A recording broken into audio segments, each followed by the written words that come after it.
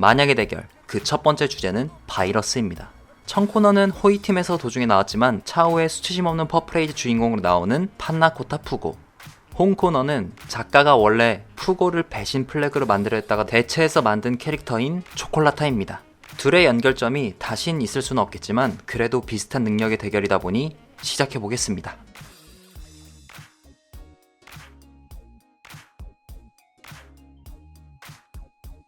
일단 두 스탠드의 특징부터 설명드리자면, 먼저 퍼프레이즈는 주먹 끝에 달린 캡슐에서 바이러스가 확산되어 나가는 방식이라 근접 스탠드와 붙었을 시에 크나큰 치명상을 입힌다는 것이 특징입니다. 한 손에 3개씩 담아두고 있어서 양쪽 합쳐 6개를 보유하고 있죠.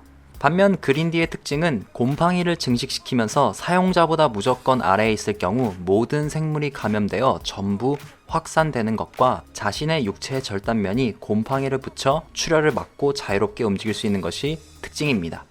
그렇다면 푸고의 입장에서 초콜라타를 잡으려면 어떤 행동을 해야 할까?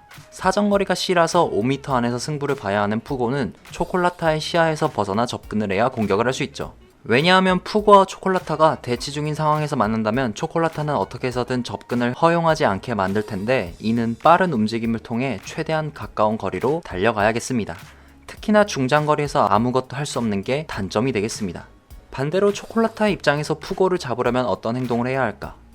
초콜라타는 일단 자신의 위치가 상대보다 높은 위치에만 있으면 스탠드 능력이 발동됩니다. 계속해서 시간을 끌면서 오지 못하도록 만들면 되겠고, 거리만 최대한 벌려놓으면 장땡이죠. 하지만 푸고의 접근을 허용한다면 퍼프레이즈보다 그린디는 스피드가 느리기 때문에 본체를 타격하게 만들어 곰팡이들이 전부 해제되는 것이 단점이 되겠습니다. 퍼프레이즈의 크나큰 문제는 바이러스가 햇빛에 산화되어 버린다는 점이 매우 큰 변수로 작용됩니다. 이는 해가 쨍쨍한 골든타임, 여름에 싸우면 불리해지죠. 게다가 근접전으로 가서 그린디를 날릴 수 있는 5m 사정거리 안에 도달했을 때 만약 1타를 타격하지 못하고 허공에 주먹을 날린다면 바이러스 캡슐이 깨지지 않기 때문에 선수 필승이 매우 중요하죠. 더군다나 바이러스 자체를 본인도 감염당할 수 있기 때문에 캡슐이 깨지지 않고 되돌아와서 푸고에게 닿는다면 꼼짝없이 살살 녹겠습니다. 그린디의 크나큰 문제는 곰팡이를 증식시킬 수 있는 범위 밖에서 상대와 마주칠 때가 큰 변수로 작용될 것입니다. 굉장히 빠르게 뻗어나가는 능력도 아니고 서서히 뻗어나가기 때문에 푸고가 주변 생물들의 모습을 보고 이상한 낌새를 느낀다면 일단 범위 밖으로 벗어나서 철근이나 콘크리트 등을 이용하여 거리를 빠르게 좁혀 근접전으로 갈 것이죠. 일단 호이팀이 머릿수가 압도적으로 많으니 세코와 싸웠던 부차라티를 푸고에 붙여서 2대2 구도로 만들어보자면, 초콜라타 세코는 예전부터 서로의 능력을 잘 이해하고 보조해 주었기 때문에 근접전이나 중장거리전까지 확실한 우위를 점할 수 있습니다. 실제로 그린디의 곰팡이가 확산되고 있을 때 세코가 접근하지 못하게 만들었으니까요. 푸고와 부차라티 콤비는 우선 둘 다 중장거리에 특화된 능력은 없습니다. 그나마 깡통 로봇 Q 스킬처럼 멀리서 상대를 끌어올 수 있는데 언제나 끌리는 것이 아니기 때문에 논외로 치고, 이들은 상대의 공격을 받아쳐내는 것보단 거리를 어느 정도 계속 유지하면서 곰팡이를 확산시키지 못하게 계속 방해하는 수밖에 없습니다. 허나 그린디는 퍼프레이즈와는 다르게 스탠드체를 감염시킬 수는 없는데, 이는 스티키 핑거즈를 이용하여 신체 일부의 지퍼를 만들어 놓고 곰팡이에 닿았을 시에 감염되지 않는 방법도 존재하죠. 또한 장애물을 지퍼로 열고 닫으면서 순식간에 지나갈 수 있기 때문에 푸고와 부차라티가 한 번도 합을 맞춰본 적이 없어도 그렇게 불리한 입장은 아닙니다. 마무리로 이 둘이 붙을 가능성은 없습니다. 제가 오늘 썼던 내용 말고 빼먹은 다른 특수 능력이나 변수는 댓글로 달아주셨으면 좋겠습니다. 거울입니다. 청코너는 폴라네프의 동생을 죽였던 원흉이자 양손이 똑같았던 제이가일, 홍코너는 푸고에게 압박을 가했던 암살팀의 아이유, 일루조입니다. 둘은 정말 만날 수가 없겠지만 역시나 비슷한 능력이다 보니 대결을 시작해보도록 하겠습니다.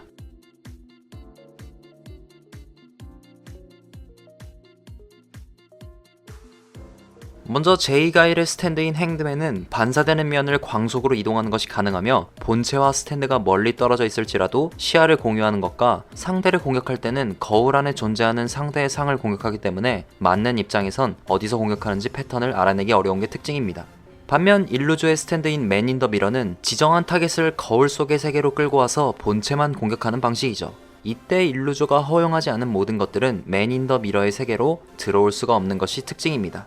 그렇다면 제이가일의 입장에서 일루조를 잡으려면 어떻게 해야 할까? 거울 속의 세계로 빨려 들어가지 않게끔 선 공격을 무조건 피해야 합니다. 하지만 행드맨의 좋은 점이라면 본체와 스탠드가 멀리 있을지라도 원격으로 조종이 가능하다는 점이 되겠죠. 이는 작중에서 제이가일이 공격을 하는 방식과 비슷합니다. 본체는 굉장히 멀리 떨어져서 폴나레프를 노리고 있었고 스탠드만이 계속해서 암살하는 방식으로 돌아다녔으니까요. 잡히지만 않는다면 손쉽게 반사면으로 이동하여 암살하는 것은 쉬울 것 같습니다. 반대로 일루조의 입장에서 제이가일을 잡으려면 어떤 행동을 해야 할까? 여기는 정확히 반대 입장이죠. 일루조가 얼마나 빨리 숨어있는 제이가일을 찾는 게 시간 싸움과도 같은데 빨리 마주쳐서 자신의 세계로 끌고 들어와 스탠드와 본체를 격리시켜 놓는 것이 승리를 위한 발판이 되겠고, 두 번째는 제이가일이 행드맨과 시야를 공유하다 보니 시야적인 부분을 가려놓으면 거울 속의 세계에서는 모든 게 일루조의 페이스여서 그 안에서는 무슨 짓을 해도 꽤나 손쉬운 사냥이 되겠습니다. 행드맨의 가장 큰 변수는 반사면이 존재하지 않는, 즉 이동할 수 없는 때가 큰 변수로 작용이 되겠습니다. 특히나 대결이 장시간으로 길어져서 주위가 보이지 않는 어둠 속에 있다고 가정했을 때 빛이 하나도 없기 때문에 이동을 할 수가 없을 것입니다. 게다가 자신을 비추는 존재가 가려지면 강제로 다른 곳으로 무조건 이동을 해야 하고, 이에 직선 움직임의 패턴도 금방 읽히겠죠. 게다가 이동 속도는 광속일지 몰라도 스탠드 자체의 파괴력은 보통인 C를 기록하고 있기 때문에 스탠드의 생김새답게 기습을 전문적으로 합니다. 직접적으로 오픈 필드에서 대결이 벌어진다면 손쉬운 승리를 예상할 수 없을 것입니다. 맨 인 더 미러의 가장 큰 변수는 바로 제이가일과 행드맨의 시야 공유가 변수로 작용이 되겠습니다. 분리의 형태로 놓이게 될지라도 거울 속의 세계와 바깥의 세계가 서로 물리적인 영향을 받을 수 있기 때문에 행드맨은 제이가일의 조준점으로 맨 인 더 미러를 습격하는 것이 가능할 것이고, 예상치 못한 것을 거울 속 세계로 끌고 들어올 때도 마찬가지겠죠. 실제로 작중에서 일루조가 바이러스를 허용해버렸던 것처럼요. 게다가 능력치만 놓고 봤을 때도 파괴력은 똑같지만 스피드에선 완전히 행드맨이 압도하기 때문에 행드맨을 손쉽게 잡는 것이 가능할까요? 일단 제이가일은 파트너가 호로스로 고정되어 있었지만 일루조는 없었는데요. 그나마 호로스와 비슷한 암살팀의 멤버를 고르자면 리조토가 들어가면 언밸런스, 패시와 프로슈터는 같이 묶어줘야 하고, 멜론에는 싸우기 전에 애를 탄생시켜야 하니까 제외, 포르마조는 다른데 써먹어야 하니까 기아초하고 파트너를 맺어보죠. 제이가일과 호루스의 호흡은 간단하게 이렇습니다. 엠페러로 쏜 총알을 맞는다면 그대로 호루스의 킬이고, 만약 빗나갈 것 같으면 행드맨이 등장하여 몰래 쓱싹하고 베어버려 총알에 적중시키는 스타일. 근접과 중거리를 커버칠 수 있기 때문에 대결에서도 효율적인 방식입니다. 반면 일루조와 기아초는 기아초가 계속 주변을 얼리면서 주변을 휘젓고 다녀야 하는데, 작중에서 기아초가 사브르나 스피어 같은 것을 만들지 않았기 때문에 중거리 싸움은 하지 않을 것이고 아예 근접전으로 가려고 할 겁니다. 얼음 자체가 입자가 거칠기 때문에 얼음에 반사될 일은 없겠죠. 호로스와 제이가일은 붙어서 콤비네이션을 이루었다면 일루조와 기아초는 상대 둘이 붙어있지 못하게 떨어뜨려 놓는 것이 이 대결의 핵심이라고 생각됩니다. 세 가지의 간단한 주제로 행드맨과 맨 인 더 미러의 대결을 나열해봤는데, 그렇다면 이 둘 중에서 승리하는 쪽은 과연 누구 쪽일까요? 댓글로 달아주시면 감사하겠습니다. 세 번째 대결의 주제는 암흑 공간입니다. 청코너는 압두를 순식간에 죽였고 이기를 잔인하게 죽였던 바닐라 아이스.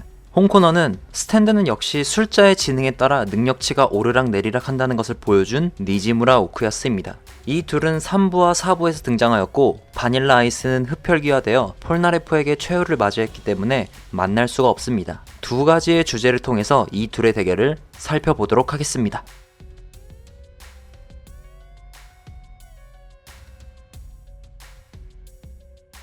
우선 바닐라 아이스의 스탠드인 크림은 입안이 암흑의 공간으로 되어 있어서 이 공간 안으로 삼켜질 경우 어디론가 사라져버려 두 번 다시 돌아올 수가 없게 됩니다. 상대의 신체 부분이나 사물을 지나갔을 때 깔끔하게 잘려나가는 모습을 볼 수 있습니다. 하지만 바닐라 아이스는 예외라서 크림의 입속으로 들어갔다 나왔다 할 수 있죠. 이동할 때는 크림이 자신의 육체를 입안에 넣은 뒤에 원하는 대로 움직여서 이동 간의 공격이 가능합니다. 반면 오쿠야스의 스탠드인 더 핸드의 특징은 오른손바닥으로 공간을 지워버리는 능력을 갖고 있습니다. 이렇게만 보면 근접전에만 어울리는 스탠드일 것 같기도 한데, 실제로 작중에서는 근접전보다 상대와 자신이 멀리 떨어져 있을 때 공간을 지워서 상대를 자신 쪽으로 끌어당기는데 사용을 많이 했습니다. 지워진 물체는 서로가 알아서 잡아당겨 다른 형태로 수복되는 원리를 지니고 있죠. 또한 더 핸드에게 지워지면 크림과 마찬가지로 어디에 가는지 오쿠야스도 모릅니다. 크림의 가장 큰 변수를 따지자면 암흑 공간에 들어가 있을 때는 밖에서의 상황을 볼 수가 없다는 것이 큰 작용이 되죠. 그래서 언제나 등장할 시에 얼굴을 내밀면서 등장을 해야만 했고, 폴나레프에게 기습적인 공격에 당해버려 머리가 뚫린 사례가 존재합니다. 희생인이었기에 망정이지 인간이었다면 헤드샷이었는데 말이죠.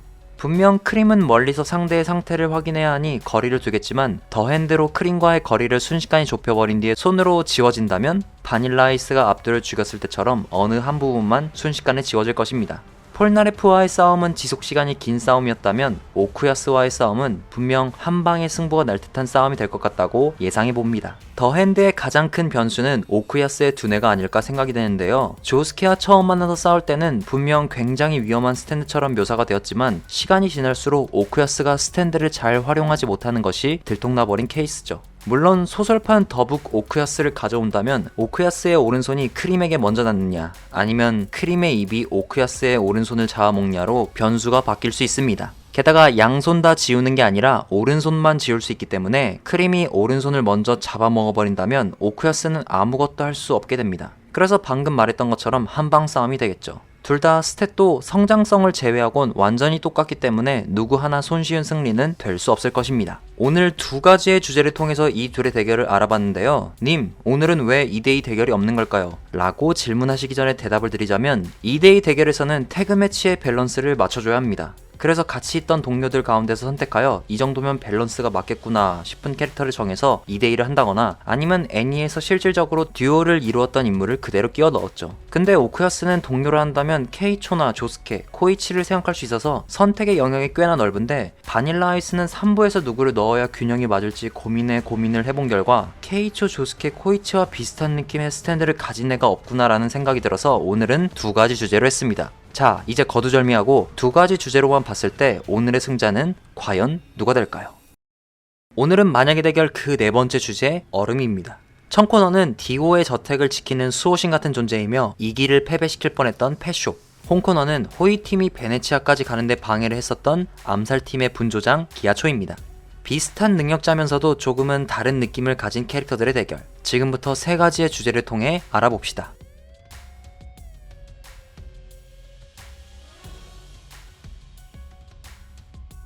우선 펫숍의 스탠드인 호루스씨는 공격 패턴이 얼음을 날려서 상대방에게 공격을 가하는데 이때 날리는 얼음은 사이즈를 조절하는 것이 가능합니다. 물론 얼음은 날리는 것 외에도 주변을 전부 얼려버려 상대의 움직임을 봉쇄하는 패턴도 가지고 있습니다. 이에 화이트 앨범도 비슷한 능력입니다. 기아초의 손에 닿는 모든 것을 전부 얼리는 것이 가능하고 던지는 방식으론 사용하진 않았지만 자기 자신에게 얼음 갑옷을 입혀 만들 정도로 방어적인 쪽으로 쓰임새를 썼습니다. 스탠드도 얼릴 수 있는 것이 화이트 앨범과 호루스신의 차이.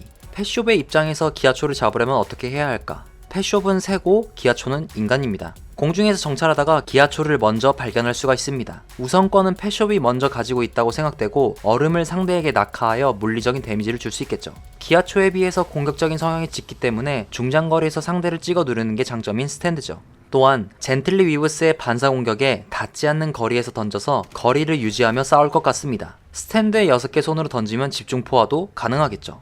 그렇다면 이번엔 기아초의 입장에서 펫숍을 잡으려면 어떻게 해야 할까?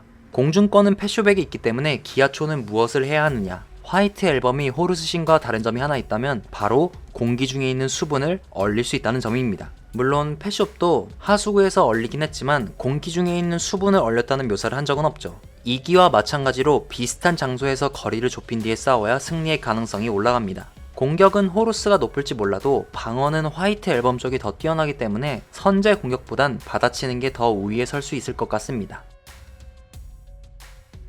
호루스와 화이트 앨범의 변수는 둘 다 비슷합니다. 얼음을 얼릴 수 없는 상태가 되겠죠. 둘 다 물이 있는 곳 근처에서 싸움이 끝나기도 했었고 예상치 못한 주인공 측의 시도로 인해서 한순간에 무너져버린 감이 있습니다. 하지만 펫숍이 기아초보다 나은 것은 얼음을 쓸 수 없는 상황이 올지라도 기본적인 피지컬 차이에서 사냥을 하는 매가 압도하다 보니 기아초는 단순하게 저격총이나 권총이라도 들어야 비슷해지는 상황이 올 것입니다. 물론 펫숍도 기아초를 공격하려고 하늘에서 급강화할 때 기아초는 화이트 앨범으로 호루스를 얼려버려 순식간에 싸움을 반전시킬 수도 있겠죠. 누구랑 태그 매치를 해야 할지 정말 고민을 많이 했습니다. 기아초와 파트너로 나온 인물은 멜로네, 그리고 펫숍의 파트너로 나온 인물은 은드루입니다. 왜 이 둘을 동료로서 설정을 해두었냐면 둘 다 멀리서 원격으로 조종이 가능하고 둘 다 자율 형태로 변형하는 것이 가능하기 때문에 이렇게 밸런스 있게 매치를 해두었습니다. 얼음의 파트너를 갖고 있는 것은 양측 진영이 동일하지만 우선 펫숍과 은드루는 밤낮을 가리지 않고 먼저 선제 공격을 가할 수 있습니다. 은드루의 발달된 청각으로 베이비 페이스나 기아초의 움직임을 읽는 것이 손쉽고 어디든지 개부신을 이동시키거나 잠복시켜 한순간에 처형하는 것도 가능합니다. 진영 자체를 붕괴시켜 혼란을 줘버려 펫숍이 마무리하는 방법도 가능하죠. 은드루가 개부신을 조종했던 거리는 참고로 4km, 이 거리에서 정확한 상대의 움직임을 읽었습니다. 베이비 페이스와 기아초의 공격 패턴은 다양하겠습니다만 베이비 페이스가 큐브화되어 주변에 있는 사물로 눈에 띄지 않게 변할 수 있고 얼굴이나 주요 부위에 공격이 들어왔을 시에도 다른 부위로 바꿔내어 공격을 흘려버릴 수 있다는 점이 되겠습니다. 이 능력을 확대하자면 같은 편인 기아초도 큐브화하여 같이 사물로 변할 수 있다는 소리가 되겠죠. 큐브화로 되는 속도가 매우 빠르기 때문에 청각적인 부분으로는 듣지 못할 수 있고 펫숍이 날면서 지켜보고 있다가 상대가 갑자기 사라진 느낌을 받을 수가 있을 겁니다. 이 점을 이용하여 베이비 페이스가 큐브화 시킨 기아초를 갑자기 던져버려 다시 수복하고 선제 공격을 할 수도 있겠죠. 둘 다 어른 파트너를 데리고 있기 때문에 청각이 뛰어난 은드루냐 큐브화를 빨리 시키는 베이비 페이스냐, 여기서 2대2 대결의 향방이 갈릴 것 같습니다. 세 가지의 간단한 주제로 호루스와 화이트 앨범의 대결을 나열해봤는데 그렇다면 이 둘 중에서 승리하는 쪽은 과연 누구 쪽일까요? 댓글로 달아주시면 감사하겠습니다.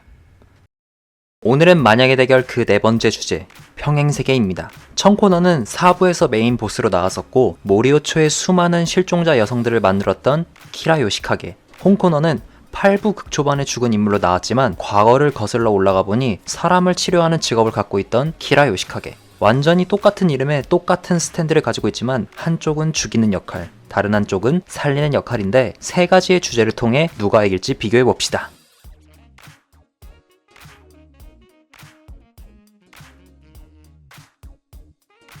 우선 4부 키라 요시카게의 스탠드인 킬러 퀸은 손으로 건드린 물건을 어떠한 물질이든 폭탄으로 바꿀 수 있는 능력을 가지고 있습니다. 또한 왼손에서 나온 시어하트 어택은 목표로 설정된 인물을 자동 추적하여 사람의 체온에 따라 감지하고 폭파시키는 능력이죠. 최종장에서 발현된 바이스 더스트는 스탠드를 갖고 있지 않는 인간에게 기생하여 발현하고 발동 조건은 키라의 정체를 알려고 하는 인간에게 발동되는 조건을 지니고 있습니다.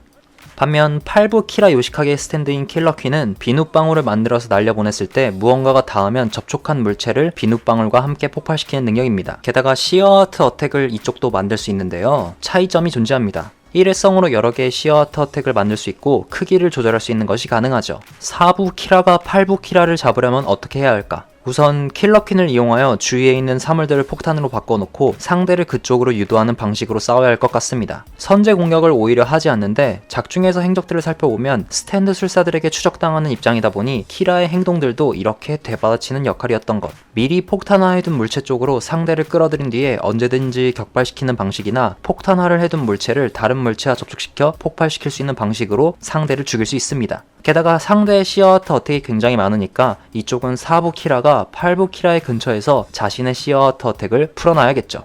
이번엔 8부 키라가 4부 키라를 잡으려면 어떻게 해야 할까? 격발시키는 방식이 물체를 폭탄화시킬 수 없다 보니 주위에 비눗방울을 생성시켜야 하고 마치 4부에서 스트레이캣과 연계하여 공격했던 것처럼 공중에 띄운 채로 공격해야만 하죠. 하지만 이 비눗방울은 상대와 접촉했을 시엔 마그마처럼 끓어오르는 듯한 형상을 보여주는데 폭발의 강도는 8부가 조금 더 약하다고 볼 수 있죠. 또한 시어하트 어택의 개수가 몇 개나 차이가 나기 때문에 발견했을 시에 무차별적으로 돌격 앞으로가 가능합니다. 4부 키라가 아무리 은밀하게 움직인다 해도 8부 키라의 시어하트 어택은 소형화시켜 체내에 보내는 것도 가능해서 눈치채지 못하게 장기를 폭파시킬 수도 있죠. 4부 키라의 변수를 두자면 한번 폭탄화된 물체를 상대가 피해가거나 너무 많은 의심을 갖고 다가가지도 않는다면 불발을 만들어버린다는 것인데 먼저 만든 폭탄을 해제하지 않을 경우 다음 폭탄을 만드는 것이 불가능합니다. 그래서 최종장에서도 오쿠야스가 폭탄화되었을 때 조스케가 건드리지 않자 하야토가 목숨을 걸어 폭파당하고 다시 복구됐었죠. 근접전으로 싸우는 정통파 스탠드가 아닌 기발한 전략으로 상대를 한 번에 제거해야 하는 스탠드라서 한 번 의심을 살 경우 역공을 맞는 건 순식간입니다. 또한 시어하트 어택은 웬만한 공격에도 부서지지 않을 정도의 강한 강도를 지니고 있지만 다른 물체가 폭파했을 때도 버틸 수 있는가에 대한 의문점도 있습니다. 8부 키라의 시어하트 어택은 일회성인데도 사이즈를 줄일 수 있게 만들기 때문이죠. 반면 8부 키라의 변수를 두자면 비눗방울이 대놓고 만들어지기 때문에 보고 피할 수가 있죠. 게다가 시어하트 어택이 4부와는 다르게 자동 추적은 되질 않고 오로지 보이는 시야에서만 공격을 감행할 수 있습니다. 특별한 상황 속에서도 4부 키라보다 8부 키라는 암살에 적합하지 않고 어떻게 해서든 상대를 무조건 만나야 하는 방식으로 싸워야 합니다. 4부키라는 혼자서 은밀하게 움직이는 것을 좋아했고 8부키라는 유일하게 딱 한 번 싸웠던 전투가 조세우미와 함께였기 때문에 4부키라를 누구와 동료로 삼을지 많이 고민하던 찰나에 이니그마를 넣었습니다. 또한 스트레이캣까지 장착하고 바이츠더스트는 쓸 수 없는 상황입니다. 필드는 모리오 출신의 한복판. 일단 두 팀이 모두 상당히 신중한 성격을 가진 캐릭터들이고 4부팀은 둘 다 트랩을 깔아두는 게 특징이기 때문에 공포의 사인과 폭탄을 섞어 깔아둔 뒤 멀리서 지켜보고 있을 겁니다. 이에 8부팀이 걸려들면 바로 잡아버릴 수 있는 방식이죠. 반면 8부팀은 함정을 깔아둘 수는 없지만 8부 키라의 시어하트 어택을 작게 많이 만들어 의심이 갈만한 물건들을 폭파시켜 싸움을 크게 만들어야겠죠. 특히나 이니그마의 공포의 사인에 걸려들면 안되기 때문에 놀란 모습을 절대로 보여주면 안됩니다. 조세우미의 스탠드 능력은 흡수와 세포의 재배열이 가능하기 때문에 생명을 자라나게 만들 수 있는 곳 근처에서 싸운다면 페이스를 가져올 수가 있습니다. 근데 하나 궁금한 건 조세우미의 비눗방울과 스트레이캣의 비눗방울이 같다면 4부 키라가 비눗방울과 폭탄을 연성하여 비눗방울을 날려보낼 때 조세우미의 스탠드로 다시 재배열이 가능할지 의문점이 드는 부분이네요. 어쨌건 정리해보자면 4부팀은 근처에 있는 것들로 함정을 많이 파놔야 하고 8부팀은 깔아둔 함정들을 찾아내가면서 거리를 좁혀야 할 것 같습니다. 오늘은 이렇게 평행세계를 주제로 싸움을 만들어봤는데요. 8부키라는 아쉽게도 정보가 별로 없었기 때문에 가설을 세워서 싸워야 한다는 것이 안타까운 점이었지만 그래도 같은 이름을 가진 두 인물이 만약에 대결을 벌인다면 어떤 재미가 있을지 상상해봤습니다. 그렇다면 여러분의 생각은 어떠한지 영상을 다 보시고 댓글로 달아주셨으면 좋겠습니다. 오늘은 만약의 대결 그 6번째 주제, 사이즈입니다. 청코너는 5부에서 암살팀의 멤버 중 하나인 포르마조, 홍코너는 6부 초반에 조린을 협박했던 같은 방 죄수 게스. 능력은 비슷하면서도 약간 서로가 호환하고 있는 느낌을 가진 스탠드들. 세 가지의 주제를 통해서 대결 구도를 만들어 보도록 하죠.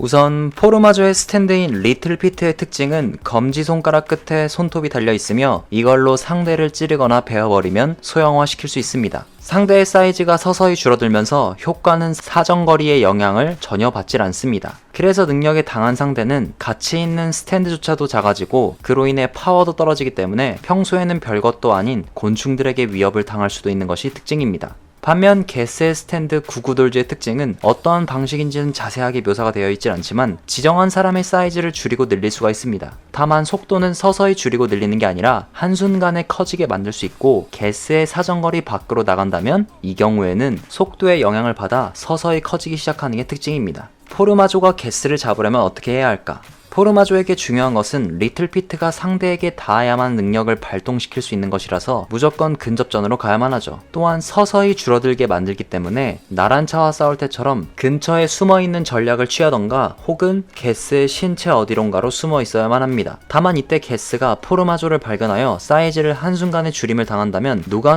먼저 사이즈를 줄이느냐의 싸움으로 넘어갈 수 있기 때문에 게스를 공격하고 포르마조는 스스로 커지게 만들어 상대를 짓밟거나 생포해야 하는 전략을 써야 하죠. 이번엔 게스가 포르마조를 잡으려면 어떻게 해야 할까? 구구돌지의 중요한 점은 자기 자신의 사이즈를 줄이는 것은 불가능하기 때문에 먼저 접근해서 상대를 줄이는 것이 핵심입니다. 게다가 사정거리가 존재하다 보니 근접전이 까다로울지라도 무조건 가야만 하죠. 일단 한 번 지정한 상대를 한순간에 사이즈 변이시키는 것이 손쉽고 포르마조를 한 번에 작게 만들어서 짓눌러버리는 것이 핵심 포인트죠. 포르마조의 변수를 생각해보자면 상대도 똑같지만 약간 다른 능력을 지니고 있기 때문에 선수 필승이 요구되는 사항입니다. 특히나 본인의 스탠드 능력은 시간이 지날수록 사이즈가 서서히 줄어드는 방식인 반면 상대의 스탠드 능력은 갑자기 확 줄이고 확 늘릴 수 있으니까요. 반면 게스 같은 경우는 포르마조에게 당할지라도 줄어드는 시간차가 존재하기 때문에 나란차처럼 변수를 줄 수도 있겠지만 검지손가락의 무기로 베지 못한다면 게스에게 파악당하여 그대로 사이즈가 줄어버려 끔살당하기가 쉬워집니다. 게스의 변수를 생각해보자면 포르마조가 공격하기 전에 게스보다 더 작은 사이즈로 변하여 나타났을 경우 포착하는 것이 손쉽지 않습니다. 또한 작은 상태에서 베일 경우에는 우리가 자고 있을 때 피를 빠는 모기처럼 느낌조차 나지 않을 가능성이 높겠죠. 이러면 자신이 작아지기 때문에 본인의 원래 사이즈로 돌아가려면 리틀 피트의 능력을 해제해야 하는데 스피드가 C인 구구돌즈가 B인 리틀 피트의 방어를 뚫을 수 있는 것이 중요 관건이겠지만 또 하나의 문제는 리틀 피트는 능력의 사정거리가 존재하지 않아 잠시 잠복해 있으면 그만입니다. 5부와 6부에서 그나마 비슷한 능력을 가진 인물들을 찾아본 결과 두 팀을 이렇게 붙여봤습니다. 포르마조엔 티치아노 팀과 게스엔 뮤치 뮬러의 팀으로요. 동료로 영입한 두 명은 둘의 능력이 비슷한가요? 라고 물어보실 수 있는데, 티치아노의 토킹 헤드는 걸려들면 거짓말만 하게 만드는 능력이고, 뮤치 뮬러의 제일 하우스 락은 사정거리 안에 있는 벽이나 쇠창살에 닿으면 세 가지만 기억하는 게 특징이죠. 이렇게 팀을 맺으면 정말 머리싸움이 심각해집니다. 필드는 좁은 공간이 좋기 때문에 그린 돌핀 형무소로 해놓고 두 팀 모두 다 동료들에게 걸리면 세 가지 일만 기억하거나 거짓말만 해야 하기 때문에 선수 필승보단 상황에 따라 움직이는 것을 선택해야 합니다.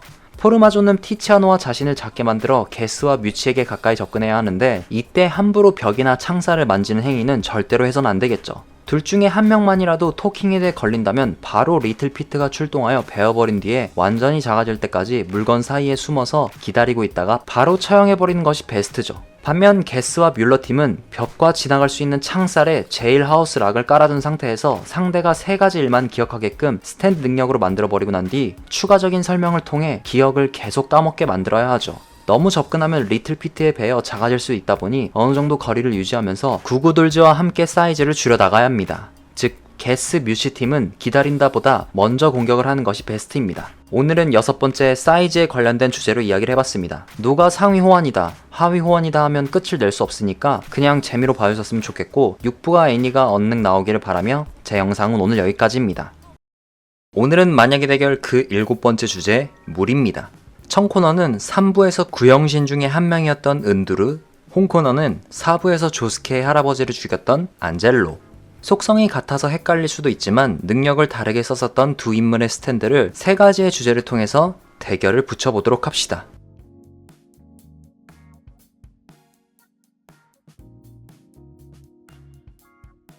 은드루의 스탠드인 게브신의 특징은 자유자재의 형태로 변하여 상대를 관통하거나 핥히고 사람의 몸속으로 들어가 산채로 익사시키는 것이 가능한 스탠드입니다. 게다가 사정거리가 4km 떨어진 곳에서 은드루가 직접 조종할 수 있는 원격 조작형 스탠드라서 적은 은드루를 발견하지도 못하고 죽을 수도 있습니다. 이번에는 안젤로의 스탠드인 아쿠아 네클리스의 특징은 물이 있는 장소라면 어디든지 손쉽게 이동이 가능합니다. 또한 다른 액체의 형태로 완벽하게 변신이 가능하기 때문에 사람의 몸속으로 들어가 내장을 파괴하고 들어간 사람을 조종할 수 있는 것이 특징입니다. 순수 액체뿐만 아니라 근본이 물에 해당되는 기체로도 변신이 가능하죠.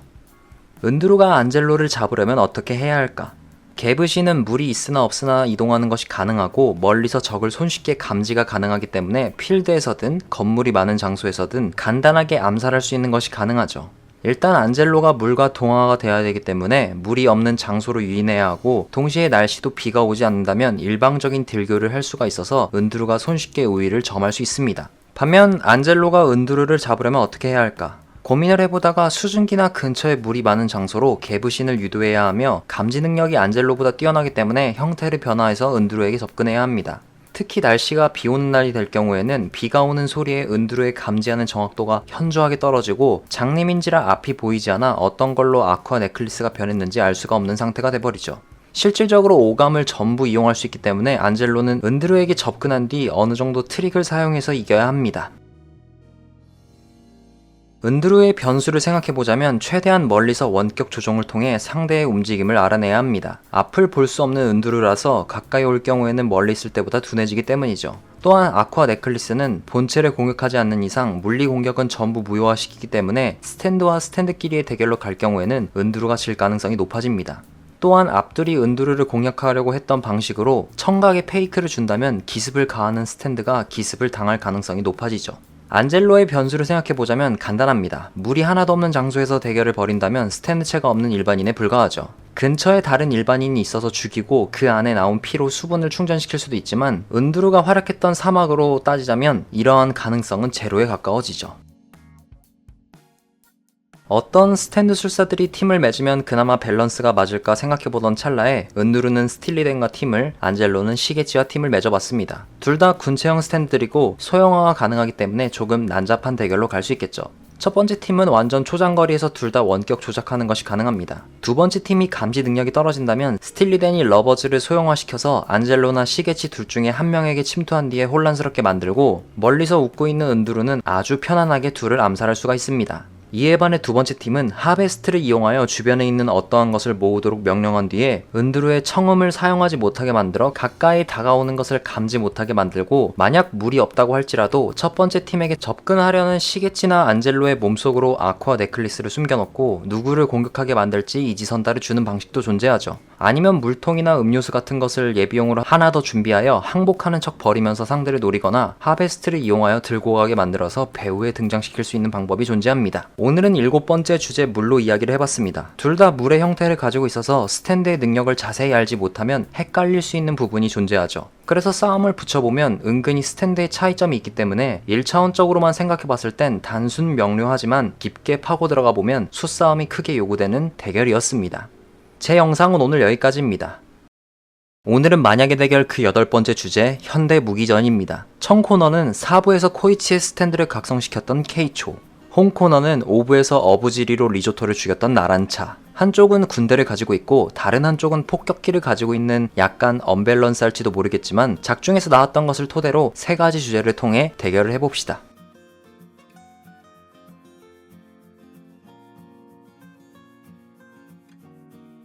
K초의 스탠드인 배드컴퍼니의 특징은 미니어처의 군대로서 여러가지 방식의 공격이 가능하다는 것이 특징입니다. 즉, 스탠드 술사의 두뇌에 따라서 공격 패턴이나 전략 전술이 완전히 달라지는데 공격에도 좋고 수비에도 좋은 공수 밸런스가 제대로 갖추어진 스탠드라고 볼 수 있죠. 쉽게 말해서 본체의 말을 잘 듣는 무기고라고 생각하시면 되겠습니다. 나란차의 스탠드인 에어로스미스의 특징은 전투기로서 공격 시에는 폭탄과 기관총을 장비한 상태로 각각 상황에 따라서 다르게 운용하는 것이 특징이지만 실제로 존재하는 무기들과 별반 차이가 없기 때문에 화력으로선 굉장히 좋은 편에 속합니다. 반면 레이더로서 적을 탐지할 때 운용 방법은 이산화탄소의 호흡에 따라서 각각 크기가 달라져 탐지에도 꽤나 요긴하게 쓰이죠.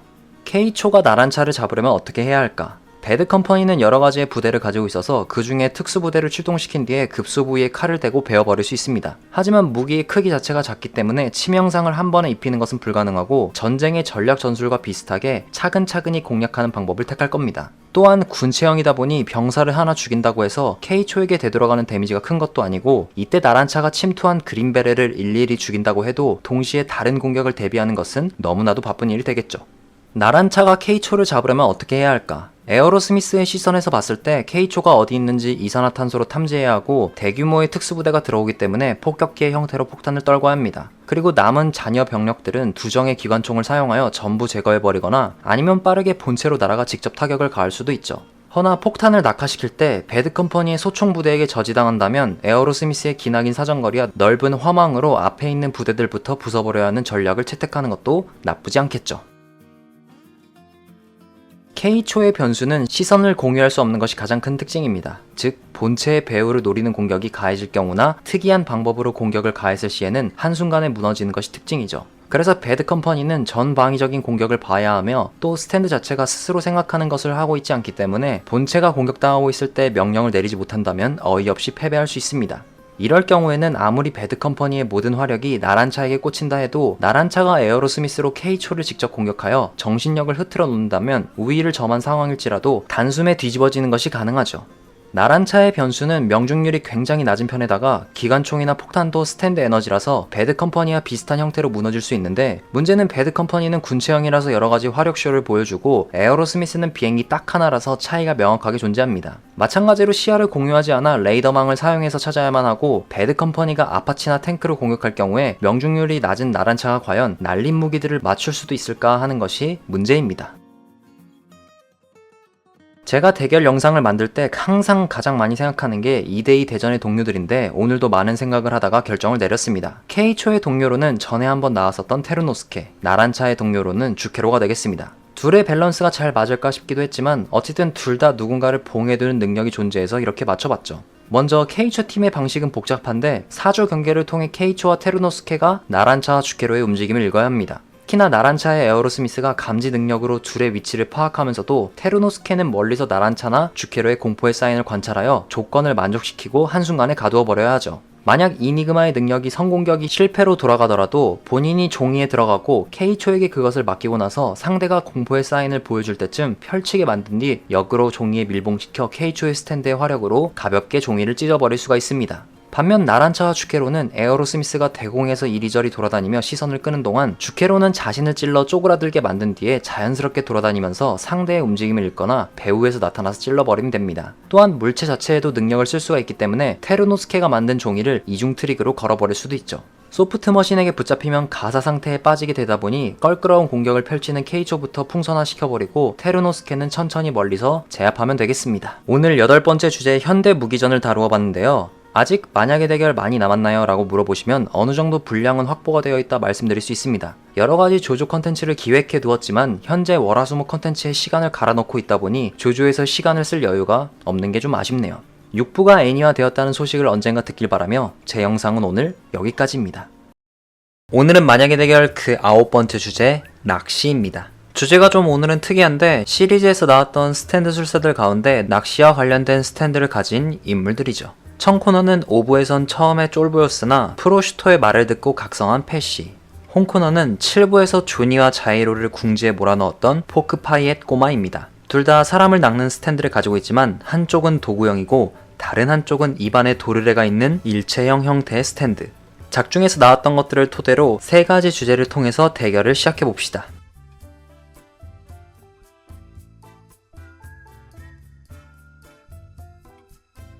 패시의 스탠드인 비치보이의 특징은 낚싯줄이 벽이나 바닥을 어디든지 통과가 가능하며 어떤 사물이든지 간에 미끼로서 사용이 가능하고 낚인 상대는 몸무게를 통해 누가 누구인지 파악하는 것이 가능합니다. 또한 낚싯줄을 공격할 경우 공격한 상대에게 데미지가 다시 되돌아가는 원리를 가지고 있습니다. 게다가 이 낚싯줄을 끊는 것은 불가능하죠. 포크파이의 꼬마의 스탠드인 와이어드의 특징은 입안에 있는 도르래를 이용하여 2개의 와이어를 배출해서 상대를 낚는 방식이죠. 수경을 통해 원거리를 투시하고 와이어를 던지면 깃털이나 벌레에서 와이어를 뽑아내어 원하는 상대를 낚습니다. 말이 최소 350kg에서 최대 600kg, 700kg인 말까지 존재하다 보니 웬만한 것을 전부 낚을 수 있다고 보시면 됩니다.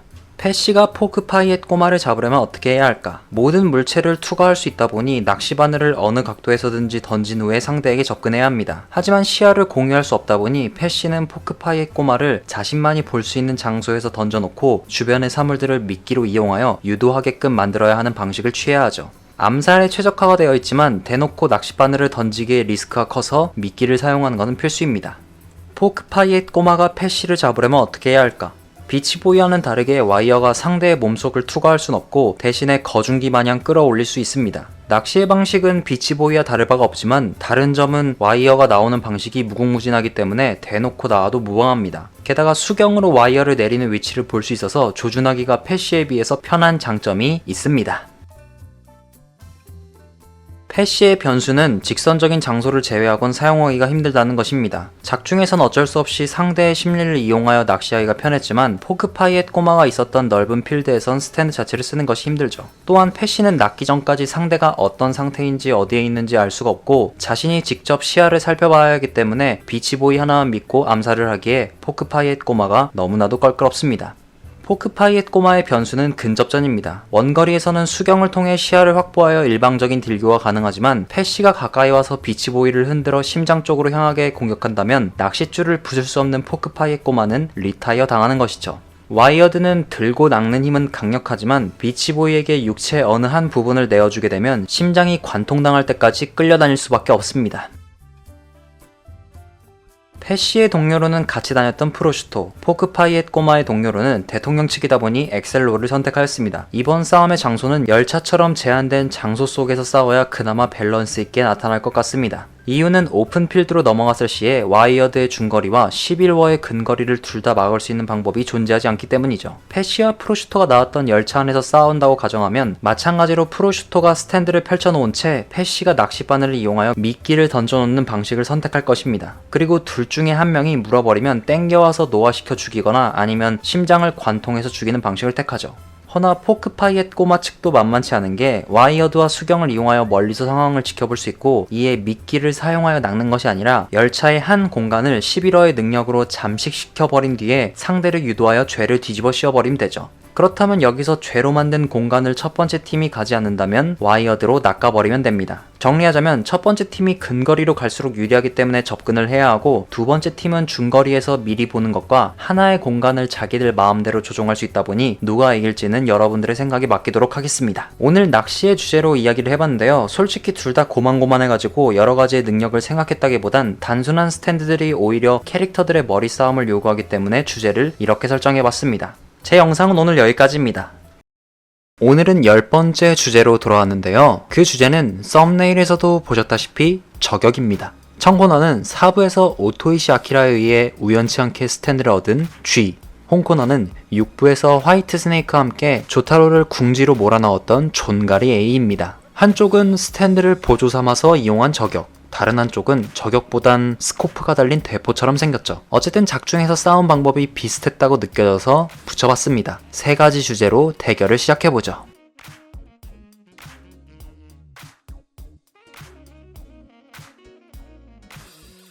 먼저 G의 스탠드인 레트의 특징은 쓰는 총알이 바늘과도 비슷한 것인데, 이것 자체의 데미지는 즉사시킬 수 있을 정도로 강하진 않지만 상대에게 적중했을 시에는 독에 중독되어 녹아버립니다. 게다가 이것은 술자에게만 타격이 큰 게 아니라 스탠드조차도 같이 녹이기 때문에 은근 치명적인 능력이죠. 일반적인 저격총은 상대가 맞지 않을 경우 위치가 노출되어 역관광을 당할 수 있는데, G가 쏘는 바늘은 각도가 좀 더 심오하게 조정이 가능하여 도탄돼서 상대에게 적중시킬 수가 있는 것이 특징입니다.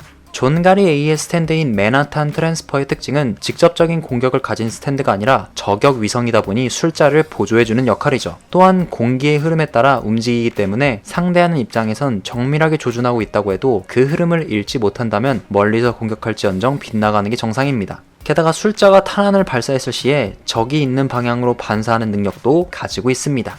G가 존가리 A를 잡으려면 어떻게 해야 할까?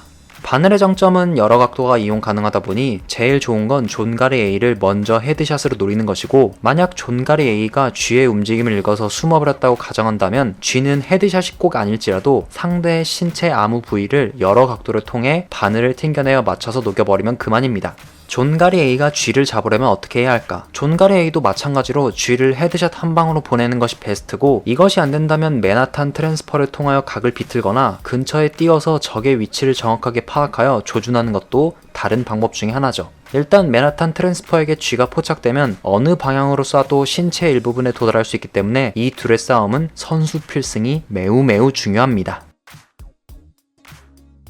G의 변수는 쏜 바늘을 맞추지 못하는 게 가장 큰 변수죠. 아무리 도탄이 된다고 해도 행운의 도탄이 빗나가게 되면 역으로 당하는 상황에 이르게 됩니다. 특히 바늘이 꽂히고 나서 독이 퍼지기 전에 살점을 도려내버리면 G의 능력은 이도저도 안 되는 게 흠이죠. 존가리 A의 변수는 맨하탄 트랜스퍼가 상대를 찾지 못하는 게 변수입니다. 맨하탄 트랜스퍼는 저격 위성이다 보니 쏜 총알을 반사하여 적에게 날릴 수 있지만 G가 근처에 있지 않는다면 중계하는 것이 불가능하기 때문에 상대의 현재 상태를 읽어낼 수가 없습니다.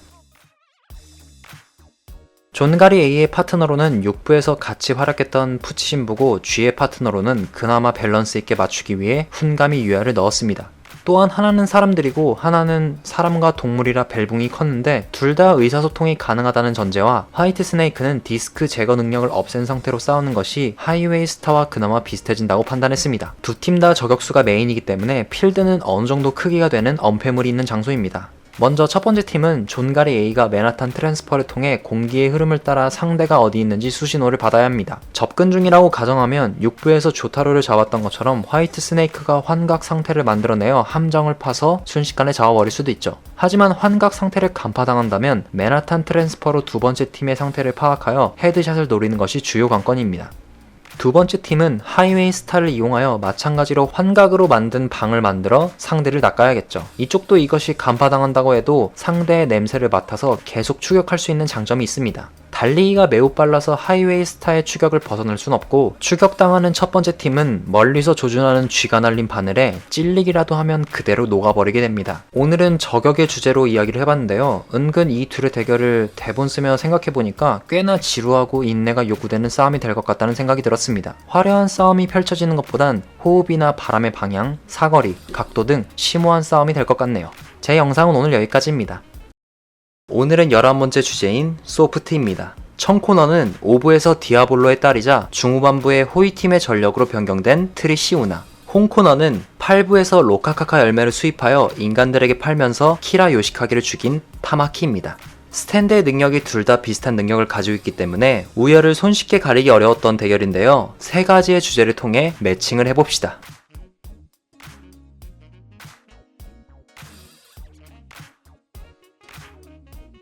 먼저 트리시의 스탠드인 스파이스걸의 특징은 만진 물체를 유연하게 만들 수 있습니다. 탄성력이 좋아져서 충격에 강해지고 물건이 유연하게 변할지라도 그 물건이 가진 원래 습성은 그대로 남아있는 것이 특징입니다. 즉 쉽게 설명하자면 옆 동네 원파크에 나오는 주인공 P의 능력이 물건에 부여되어 있다고 생각하시면 되겠습니다. 다음 타마키의 스탠드인 비타민C의 특징은 생명체를 부드럽게 만들 수 있습니다. 스탠드체가 직접 만졌을 경우에도 부드러워지고 스탠드체가 펼쳐놓은 물건이나 장소 등을 만졌을 경우 지문이 남아서 만진 사람이나 스탠드는 둘 다 흐물흐물해지는 것이 특징이죠. 이 부드러움의 강도는 타마키가 지폐로 몸을 베어버릴 수 있고 탄산이 얼굴로 튀어 그대로 얼굴이 관통당할 정도입니다. 트리시가 타마키를 잡으려면 어떻게 해야 할까? 스탠드체를 부드럽게 하거나 유연하게 만들 수 있는 것은 비슷하지만 트리시는 물건 같은 것을 이용할 필요가 있습니다. 단순하게 스탠드와 스탠드의 싸움으로 번지면 동등하겠지만 무조건 우위를 점해야 할 경우에는 시한폭탄 같은 것처럼 생김새가 변한다 해도 파괴력만큼은 좋은 도구를 이용해서 싸워야 합니다. 또한 스파이스걸은 의사가 존재하는 스탠드다 보니 일시적인 명령을 내리는 스탠드들보다 좀 더 유연한 사고를 가질 수 있습니다. 타마키가 트리시를 잡으려면 어떻게 해야 할까?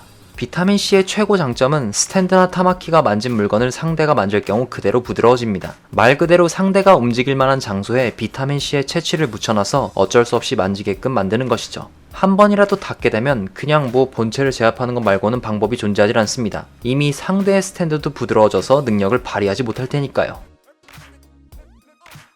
트리시의 변수는 스탠드와 의사소통이 변수로서 적용이 됩니다. 스탠드를 명령하는 술자는 기본적으로 어떻게 싸워야 할지 유리한 방법을 잘 알고 있습니다. 그러나 이러한 생각들이 둘로 나뉘게 되면 이도저도 아니게 되죠. 예를 들어 스탠드는 자신의 능력에 대해 잘 알아서 술자에게 좀 더 이득을 챙기는 부분을 이야기해주겠지만 문제는 술자가 어리석은 판단을 할 경우 정신은 두 개더라도 육체는 하나이기 때문에 술자가 당해버렸을 때 스탠드도 꼼짝없이 당하는 것이 되겠습니다. 타마키의 변수는 깔아둔 함정에 상대가 들어오지 않는 경우입니다.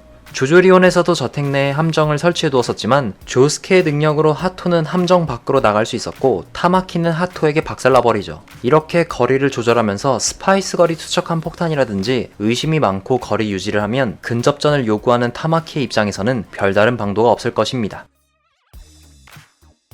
트리시와 타마키의 비슷한 대결을 위해 오늘 각각 나올 동료들은 정말 많은 고민을 한 끝에 푸고와 에이펙스 형제의 동생을 선택하게 되었습니다. 둘 다 바이러스를 사용하기 때문에 비슷한 점을 둔 것이고 얘네 말고는 호이팀이랑 바위인간들 가운데서 밸런스 있을 만한 캐릭터들이 존재하지 않네요. 4명 다 근접에서 싸우다 보니 서로가 서로를 노리는 한방 싸움이 되겠습니다. 우선 첫 번째 팀은 트리시가 다른 물체를 유연하게 만들어서 한 번에 터트리는 방식을 택하거나 아예 근접으로 넘어가 퍼프레이즈의 바이러스를 같이 섞어서 공격해야 이 팀이 승리할 가능성이 높아집니다. 반면 두 번째 팀은 좀 쉬운 조건을 가지고 있는데 비타민C는 예외일지라도 쇼트키 넘버2 같은 경우는 공안에다가 독가스 스탠드를 봉해두었다 보니 지퍼를 열어 가스를 배출한 뒤에 발로 상대에게 차버려 녹여버리는 조건입니다. 그래서 두 번째 팀은 타마키가 함정을 깔아두고 에이펙스 동생이 어느 정도 거리에서 공을 차버리면 정말 손쉽게 승리하죠. 자, 오늘은 11번째 주제로 이야기를 나누어봤습니다. 이걸 대본 쓰면서 진짜 개소리 대잔치구나 라고 저도 느낍니다만 이렇게라도 상상의 나래를 펼치면서 싸울 수 있으면 재미난 거죠. 가끔은 또 다른 개소리도 생각해보는데요. 조조 캐릭터가 진짜 많은데 정식 AOS 게임 같은 걸로 나와도 괜찮지 않을까 라고요. 제 영상은 오늘 여기까지입니다.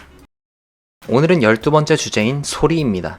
첫 코너는 4부에서 우연치 않게 스탠드가 발현된 코이치, 홈 코너는 7부에서 말보다 달리기가 더 빨랐던 샌드맨입니다. 여기서 언급하려는 에코즈는 액트2까지의 에코즈라서 3는 해당되질 않아 둘 다 능력이 비슷합니다. 세 가지의 주제를 통해 매칭을 해봅시다.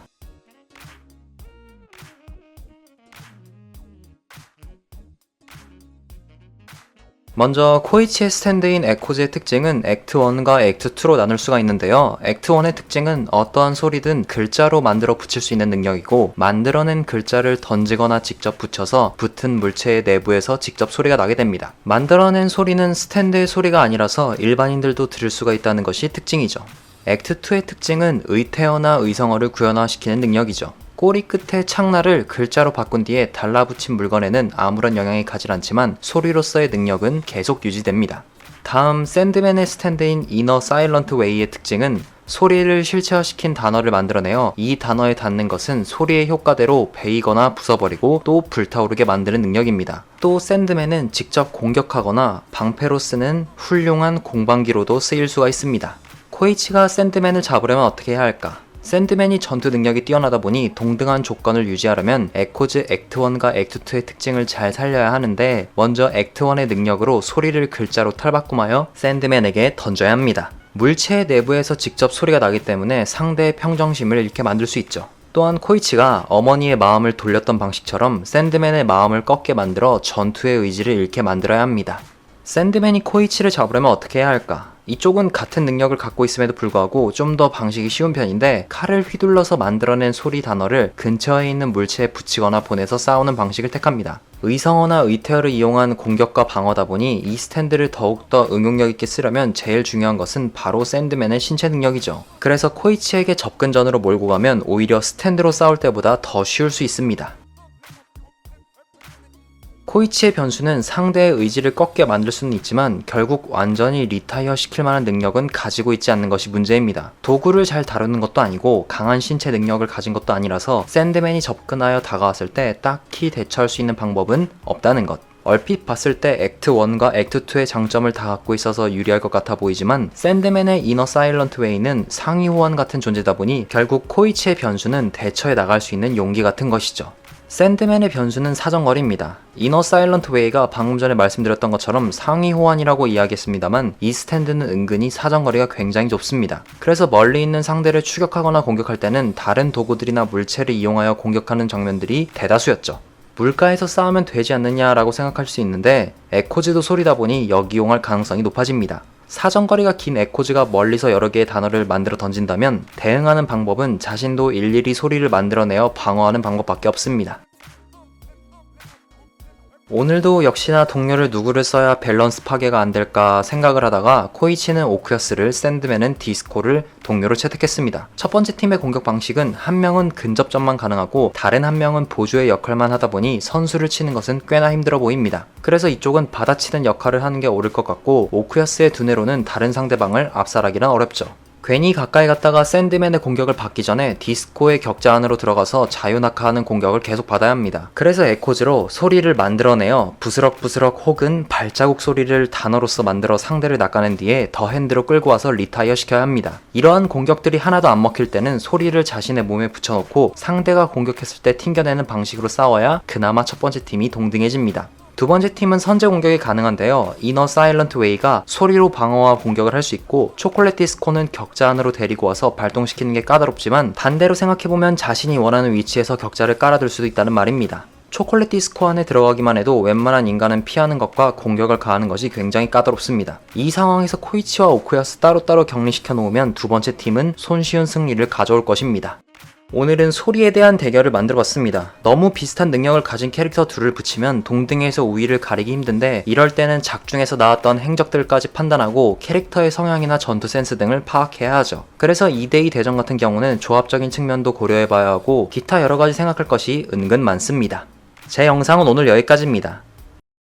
오늘은 13번째 주제인 방어입니다. 첫 코너는 3부에서 조타로를 약올리다가 의더터진 러버소울, 홈 코너는 7부에서 웨카피포와 듀오를 맺었던 마젠트입니다. 둘 다 방어력이 매우 뛰어난 스탠드를 보유한 캐릭터들이라 매칭을 해봤습니다. 세 가지의 주제로 싸움을 붙여보죠.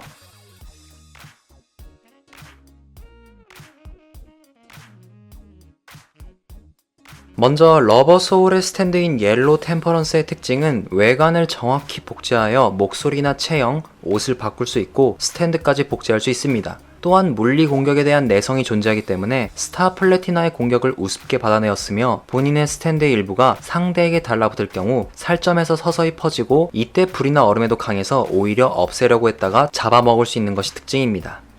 다음 마젠트의 스탠드인 20th Century Boy의 특징은 스탠드를 입고 무릎을 꿇어 지면에 손을 갖다 대고 있을 때는 모든 종류의 공격 에너지를 흡수하여 흘려보내는 특징을 지니고 있습니다. 하지만 스탠드를 발동시킬 땐 움직일 수가 없습니다. 러버 소울이 마젠트를 잡으려면 어떻게 해야 할까? 특징에서 언급했던 것처럼 일반인으로 복제하여 마젠트에게 접근을 가합니다. 그리고는 본인의 스탠드를 상대에게 보내서 조금씩 침식시키게 되면 승리하는 공식을 취하고 있습니다. 이는 작중에서 조타로에게 했던 것처럼 아주 자연스럽게 다가가기만 하면 됩니다. 마젠트가 러버 소울을 잡으려면 어떻게 해야 할까? 이쪽은 완전 방어에 치중되어 있다 보니 러버 소울이 공격하는 타이밍을 제대로 캐치해내야 합니다. 그래서 어느 정도의 거리감을 유지해야 하죠. 또한 공격하는 방식은 단순하게 들고 있는 권총으로 상대를 쏴야 하며 이것 또한 물리적인 공격에 해당되기 때문에 옐로우 템퍼런스의 가드를 풀 수 있게 불에 휩싸이게 만들거나 물에 던져버려 호흡하지 못하게 만든 뒤에 리타이어 시켜야 합니다. 러버 소울의 변수는 호흡을 하지 못할 때입니다. 스탠드의 기본적인 조건은 호흡해야 정신 에너지를 계속 유지할 수 있는데 문제는 물속 같은 데서는 안면까지 두르고 있다면 호흡 때문에 무조건 풀어야 하죠. 그래서 얼굴에 가드가 풀리면 이때 날아오는 총알 공격을 맞아 한순간에 리타이어가 될 수 있다는 소리입니다. 분명 평지나 시가지 같은 곳에서는 마젠트가 옐로우 템퍼런스를 공격할 방법이 없지만 호숫가나 강변 아니면 임의적으로 만든 불길 같은 곳에서는 호흡에 문제가 생기기 때문에 이는 변수로서 적용됩니다. 마젠트의 변수는 방어만 하고 있을 경우입니다. 특징에서 말씀드렸던 것처럼 이 캐릭터는 방어하는 모션을 취할 때 움직일 수가 없습니다. 그래서 방어를 하는 동안 공격도 불가능이죠. 만약 러버 소울에 지속된 공격이 들어온다면 방어만 해야 하는데 이는 마젠트의 최후에서처럼 계속 방어만 하다가 리타이어 당하게 되는 것이죠. 결국 가까이 있어도 안 되고 방어만 해서도 안 되며 어느 정도 타이밍을 재면서 스탠드를 발동시켜야 할 것입니다. 동료를 누굴 영입할까 하다가 러버 소울의 동료는 호로스, 마젠트의 동료는 같이 있던 웨카피포로 정했습니다. 싸우는 필드는 밸런스를 유지해야 하기 때문에 물의 깊이가 어느 정도 있는 호숫가 근처 필드로 해두고 싶네요. 우선 두 팀 진영 다 방어가 메인이라 보조의 캐릭터들을 원거리 공격으로 넣었습니다. 첫 번째 팀은 웨카피포가 들고 있는 레킹볼을 잘 피하는 것이 중요한데 특히나 사격을 요구하는 호루스의 입장에서는 한 대라도 맞았다간 조준점을 잃어버리기 쉬워서 엠퍼러의 총으로 견제를 해줘야 합니다. 하지만 여기서 엠퍼러의 총알을 마젠트가 무효화시킨다면 이번엔 러버 소울이 호로스로 변장하여 혼란을 주는 것도 좋은 선택지죠. 둘은 사격을 통해 웨카피포부터 정리시켜야 하고 손가락을 관통하여 리타이어 시킨 뒤 방어를 펼쳐놓은 마젠트를 물에 빠뜨리면 끝납니다. 반면 두 번째 팀은 조니와 자이로를 상대했던 것처럼 웨카피포의 레킹볼을 호로스한테 먼저 맞춥니다. 조준점을 잃은 호로스는 사격이 힘들어질 것이고 이때를 노려 마젠트가 사격을 통해 호로스부터 리타이어 시켜버립니다. 그리고 혼자 남겨진 옐로우 템퍼런스는 공격이 먹히질 않는데 유일한 약점인 호흡을 하지 못하게 만드는 상황을 설계하여 패배시키는 게 두 번째 팀의 승리 공식입니다. 오늘은 방어에 관련된 주제로 이야기를 해봤습니다. 능력이 비슷하면서도 둘 다 창과 방패의 싸움이 아닌 방패와 방패의 대결이라서 실제로 맞붙으면 굉장히 루즈한 싸움이 될 것 같네요. 둘의 대결이 일어날 일은 없겠지만 그냥 상상하면서 생각해보는 것도 재밌겠죠. 제 영상은 오늘 여기까지입니다. 오늘은 14번째 주제인 열입니다. 청코너는 3부에서 내가 밥맛이라면 자네는 꿀맛이란 말인가의 압둘, 홍코너는 8부에서 현재 모든 일의 흑막이라고 볼 수 있는 조빈입니다. 둘 다 열의 스탠드를 가지고 있고 능력 차이의 갭이 존재하지만 열의 주제로 이 둘을 대결시켜 보도록 하죠.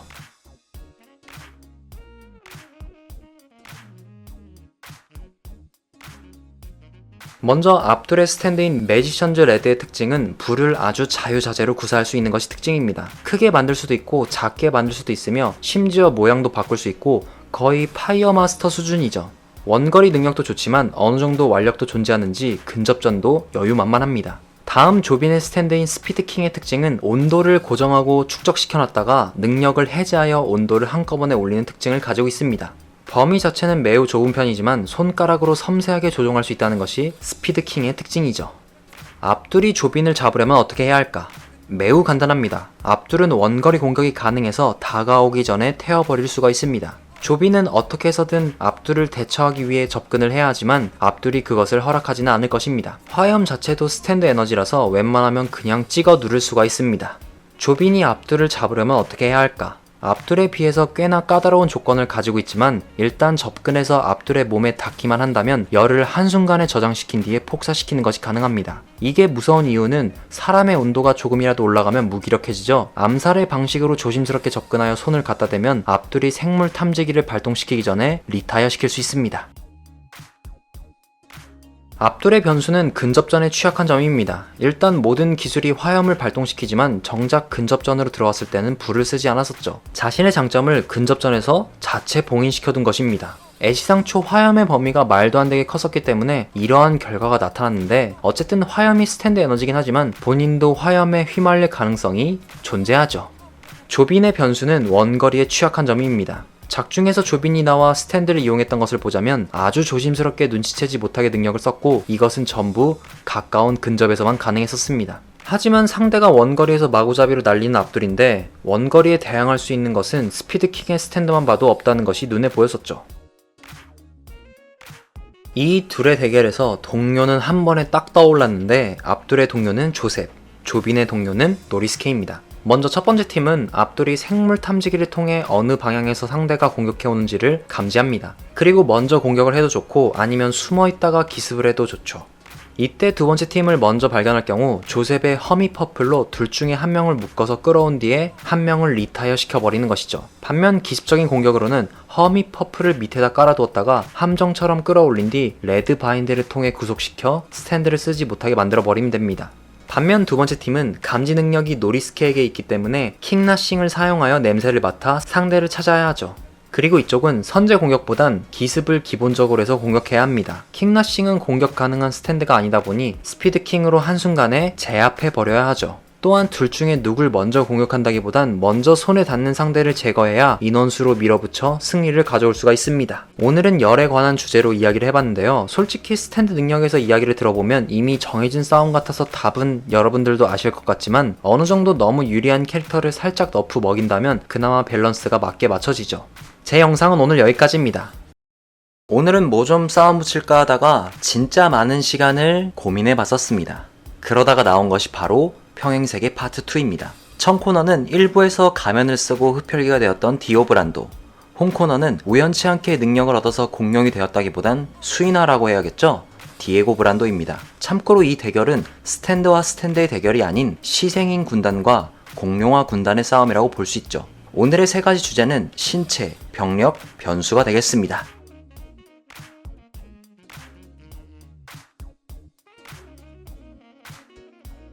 먼저 첫 코너 디오 브란도는 인간 시절일 때도 신체가 조나단 못지않을 정도로 기민하고 힘도 좋았습니다. 그런데 여기다가 석가면을 써서 흡혈귀가 되고 난 뒤에는 신체 스펙이 인간을 초월해버렸죠. 완전 생물급은 아니어도 웬만한 인간은 가볍게 압살할 수 있습니다.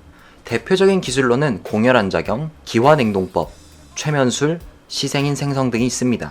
다음 디에고 브란도입니다. 이 친구는 7부에서 나온 캐릭터로 디오 브란도의 오마주격인 캐릭터인데요. 보통 인간 시절에도 기수로서의 실력도 수준급이라서 우승 후보가 되어 있을 정도로 신체 조건이 좋았습니다만, 스케어리 몬스터즈의 스탠드 능력을 얻고 나서부터는 탈인간이 되어 청각, 시각, 후각이 발달하게 되었죠. 디에고의 기술들은 이름이 따로 없지만 시체든 물건이든 산 사람이든 전부 공룡화시킬 수 있음. 수인화가 된 디에고의 힘은 인간을 거뜬히 죽일 수 있을 정도로 완력이 매우 강력해진다는 것이 되겠습니다. 먼저 디오 측은 전염시키는 방식이 우리가 흔히 알고 있는 좀비물에 나오는 방식입니다. 한 명이 감염되면 다른 보통 인간을 찾아 감염시키고 저지할 수 없으면 계속해서 기하급수적으로 들어가는 방식이죠. 또한 시생인이 되었을 때는 겉으로 보기에 좀비처럼 느리고 약할 것 같아 보이지만 구명보트를 던져서 사람이 박살날 정도의 힘을 가지고 있습니다. 다음 디에고 측은 전염시키는 방식이 감염시켜서 한다기보단 원하는 생물에 손을 갖다 대고 변신을 시키는 방식입니다. 이쪽은 다양한 것들을 공룡화시킬 수 있다 보니 모양과 크기도 가지각색의 공룡으로 나타나며 디에고의 명령만을 듣게 됩니다. 공룡이라는 존재를 실제로 본 적은 없었지만 애시당초 인간이 1대1로 이길 수 있는 존재는 아니었죠. 이제 둘의 병력을 늘려봅시다. 디오는 한 명만 감염시키고 난 뒤에 알아서 지네들끼리 개체수를 늘려나가는 방식이라 병사를 만드는 것이 매우 편하고 인간들이 많은 곳에 있을수록 유리합니다. 단점은 낮에는 활동이 불가능하다는 점이죠. 디에고는 본인이 직접 나서서 원하는 물건이나 죽은 자, 인간을 공룡화시킬 수 있고 이로 인해 여러가지 사이즈의 공룡들이 등장합니다. 단점은 개체수를 늘릴 때는 무조건 디에고가 일일이 다 해야 한다는 점이죠. 이 둘은 여러 명의 부하들이나 동료들을 두었었습니다. 우선 디오는 왕첸을 먼저 시생인으로 만들었고 그 다음은 잭 더 리퍼, 타커스와 브루포드, 키키, 크크크 키키가 시생인들입니다. 이들은 전부 디오에게 충성을 맹세해서 조나단과 파문 전사들을 쓰러뜨리려고 했었죠. 각각의 고유 기술들이 있고 키키 크크크 키키는 따로 언급하지 않겠습니다. 다음 디에고는 부하는 없습니다만 협력 관계를 맺은 인물들이 있었습니다. 샌드맨, 웨카피포, 핫팬츠 순서죠. 이들은 개개인의 목적 의식이 존재하는 인간들이었으나 전부 디에고의 야망에 희생되어 버린 인물들입니다. 각각의 스탠드 혹은 고유 기술들이 존재하고 전투력은 일반인을 능가합니다. 오늘은 평행세계 파트 2의 주제로 만들어봤습니다. 이걸 만들게 된 계기는 아이즈 오브 헤븐 영상을 보다가 디오와 디에고가 둘이서 등장하여 티격태격하는 모습에서 모티브를 얻어 이 둘이 싸우게 된다면 누가 이길 것인가 라는 생각을 통해 만들게 되었죠. 그렇다면 여러분은 이 대결에서 승리하는 쪽은 과연 누가 될 것인지 댓글로 의견을 달아주시면 감사하겠습니다. 제 영상은 오늘 여기까지입니다. 여러분들이 많이 기다리셨을 주제, 총입니다. 청코너는 3부에서 2인자 역할을 도맡아서 했었던 호로스, 홈코너는 5부에서 아슬아슬하게 살아남으면서 활약했던 귀도 미스타입니다. 이 대결은 예전부터 조조러분들이라면 언제나 궁금해 하셨을 대결인데 오늘은 두 가지의 주제인 특징과 2대2 대결을 통해 매칭을 성립시켜 보도록 하겠습니다.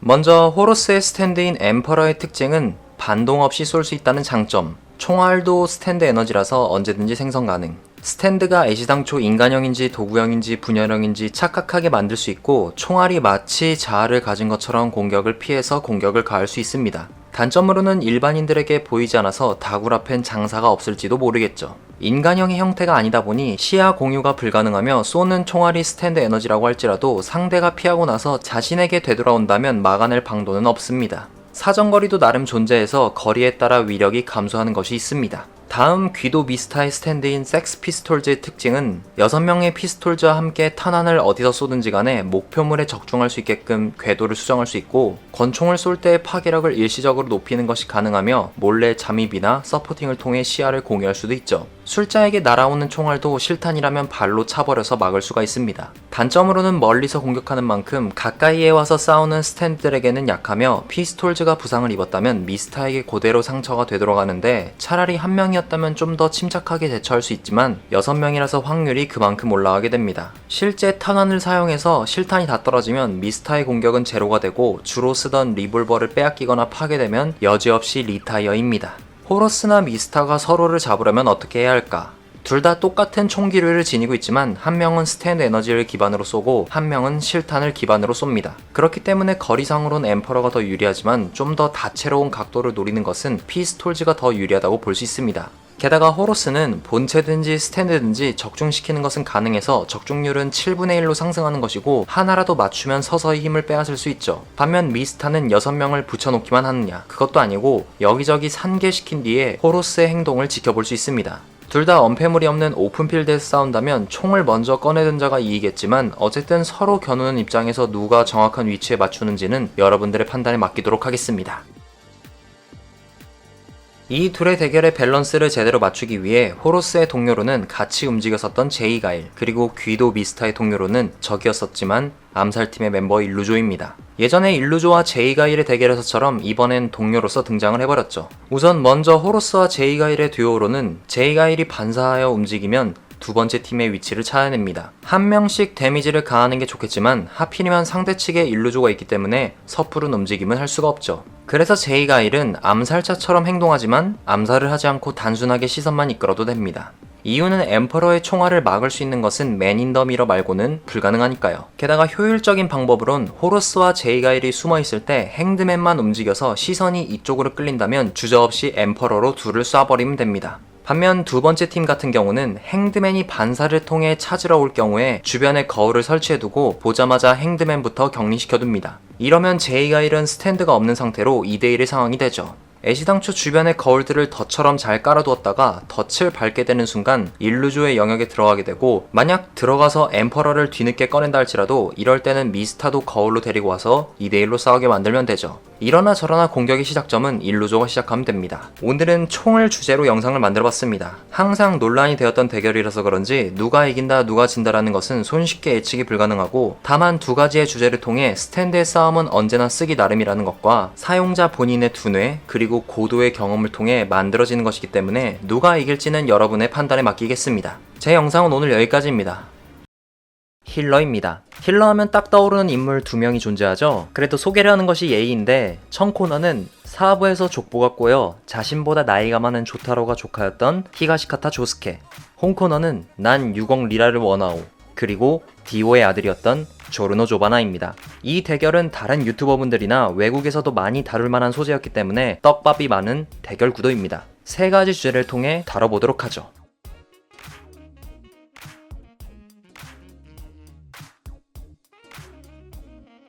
먼저 조스케의 스탠드인 크레이지 다이아몬드의 특징은 원하는 것을 주먹으로 두들기면 물체를 마음대로 바꿀 수 있다는 것이 있습니다. 건드리는 것들은 원점 회귀시키는 능력이며 조스케의 기분에 따라서 바뀌기도 합니다. 작중에서는 조타로의 모자를 쳐내서 구겨지게 만들었었고 시비를 걸었던 선배의 코를 다른 형태로 서형시켜 주었으며 안젤로와 바이를 동화시킨 적도 있고 킬러퀸과의 대결에서 떨어진 피가 원래 주인에게 돌아가게 만드는 등 여러가지의 활약상이 있었죠. 게다가 근접 파워형이라서 스탠드의 피지컬 자체도 굉장히 강력해 웬만해선 상대가 가까이에서 대결하는 것은 무리일 정도죠. 다음 조르노의 스탠드인 골드 익스피리언스의 특징은 타격을 했을 시에 생물로서 다시 태어나게 만들 수가 있습니다. 인간이나 스탠드가 맞으면 감각만 폭주해서 모든 것이 느려지는 게 특징이죠. 생물을 만드는 방식은 조르노가 원하는 걸로 만들 수 있고 상황에 따른 적재적소의 생물들이 태어납니다. 그래서 상처를 입은 동료의 상처 부위를 다른 물건으로 바꾸게 만들어 끼워 넣으면서 메꾸는 방식이 가능하죠. 스탠드의 스테이터스는 조조 주인공들 치고 낮은 편에 속하지만 웬만한 스탠드 술사들에게 밀리지 않는 피지컬 정도는 가지고 있죠.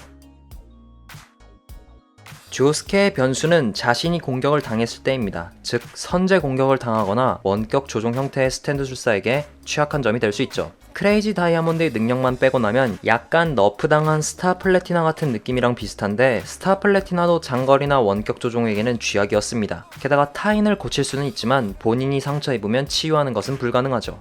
조르노의 변수는 기온에 따른 변화가 있을 때입니다. 변수가 부각되었을 때가 화이트 앨범전에서 나타났는데 생물을 다시 태어나게 만들 수 있는 골드 익스피리언스지만 극저온의 온도에서는 생물이 자라나는 것이 불가능하여 따뜻한 이탈리아 필드가 아니라 조금이라도 추운 지역이었다면 능력을 제대로 발휘시키기가 어려웠을 겁니다. 그리고 상처를 부품으로써 메꾸는 방식도 크레이지 다이아몬드처럼 순식간에 복구시키는 게 아닌 서서히 끼워 넣기 때문에 과정도 치료받는 자로서는 수술 과정처럼 아프고 심하면 쇼크사 할 수 있다는 뜻도 되겠죠.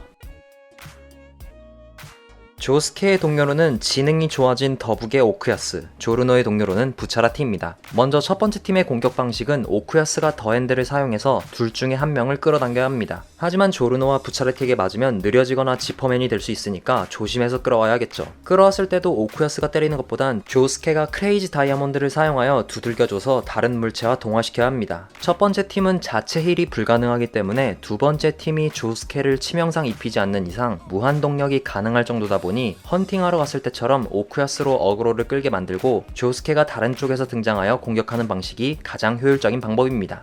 두 번째 팀의 공격 방식은 상대가 나를 먼저 봤을 경우에는 스티키 핑거즈를 사용하여 일단 후퇴를 합니다. 더핸드가 계속 거리를 좁힐 수 있기 때문에 지퍼를 열며 계속 건물 안 깊숙이 들어가야 하죠. 첫 번째 팀은 부수면서 들어와야 하지만 두 번째 팀은 간단하게 지퍼로 열고 닫으면서 이동할 수 있습니다. 기동성이 좋단 소리죠. 그러다 이것을 반복하다가 조르노는 물건에 생물을 부여하여 포박이 가능한 것을 만들고 오쿠야스의 손부터 묶어놓은 뒤에 천천히 조스케를 요리하면 됩니다. 이번에는 먼저 선제 공격을 할 수 있을 땐 보이지 않는 각도에서 부차라티의 로켓손이 날아와 둘 중에 한 명을 끌어버리고 지퍼로 조각내어 없앤다든지 아니면 감각을 느려지게 만들어서 하나씩 제압해야 합니다. 만약의 대결 힐러에 대해서 알아봤습니다. 조금씩 능력이 변형되었기 때문에 누가 우위에 있는지 굉장히 알기 어렵고 둘 다 머리가 꽤나 좋은 인물들이라 스탠드 싸움은 상대의 능력을 아는 것과 본인의 능력 객관화가 가장 중요하기 때문에 무조건 누가 이긴다는 말은 허용되질 않습니다. 그래서 여러분은 2대2 대결까지 한다는 가정하에 어느 팀이 이길지 댓글로 달아주셨으면 좋겠습니다. 제 영상은 오늘 여기까지입니다. 오늘도 따끈따끈하고 논쟁이 많을 것 같은 주제를 가지고 왔는데 23번째 주제는 무한입니다. 청코너는 디아블로를 자리에서 끌어내리고 마피아의 보스가 되어버린 조르노 조바나, 홍코너는 자이로에게 황금 장방향을 배워 터스크를 최종 형태로 진화시킨 조니 조스타입니다. 두 가지 주제를 통해서 이 둘의 대결을 매칭시켜보도록 하겠습니다.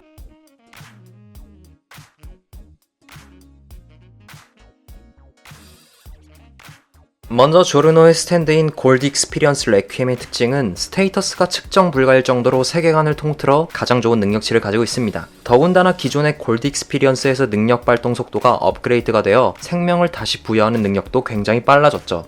그러나 GER의 진정한 능력은 진실을 무효화시키는 능력이 대표적인데 이것을 맞은 상대는 계속해서 쳇바퀴 속에 도는 것처럼 똑같은 것을 반복하게 되죠. 제가 설명을 간단하게 표현했지만 조조러분들도 아시다시피 이게 얼마나 대단한지 다들 아실 겁니다. 게다가 스탠드 자체가 자아를 지니고 있기 때문에 조르노와 교감을 통해 완성된 GER은 상대를 어떻게 농락할지 숫자보다 더 효율적인 방식을 알 수 있죠. 다음 조니의 스탠드인 터스크 액트4의 특징은 이전 액트1부터 액트3의 모든 장점을 완성시킨 최종 진화의 형태로서 일단 손톱탄을 상대가 맞을 경우 계속 회전하면서 몸이 스프링처럼 분해되는 모습을 볼 수 있습니다. 또한 맞은 구멍에서 스탠드가 등장하여 러쉬 전개를 할 수도 있죠. 거의 묘사로는 블랙홀에 빨려 들어가는 느낌입니다. 어디로 가든 어느 곳에 위치해 있든 이 공격은 유효타로 들어가며 심지어 다른 차원을 열어서 끝까지 쫓아갈 수 있습니다. 이는 중력을 지배할 수 있다는 소리죠. 게다가 시간이 정지된 세계에서도 움직였기 때문에 능력을 좀 더 발휘할 활약상이 나왔었다면 어떻게 되었을지는 미지수입니다. 조르노의 변수는 없습니다. 변수가 존재하지 않는 스탠드를 가지고 있죠. 물론 하나 억지 설정으로 끼워 넣자면 마지막에 디아블로를 패배시키고 난 뒤에 구현의 화살이 떨어졌는데 이는 골드 익스피리언스로 다시 돌아왔다는 것을 의미하기도 하죠. 실질적으로 계속 GER 상태를 유지할 수 있었다면 6부에서 푸치의 시간 가속을 막았을지도 모르는데 이 부분은 어느 정도 의견이 반반이다 보니 대결에서만큼은 구현의 화살을 장착하지 않은 상태로 해야 그나마 밸런스가 무너지지 않겠죠.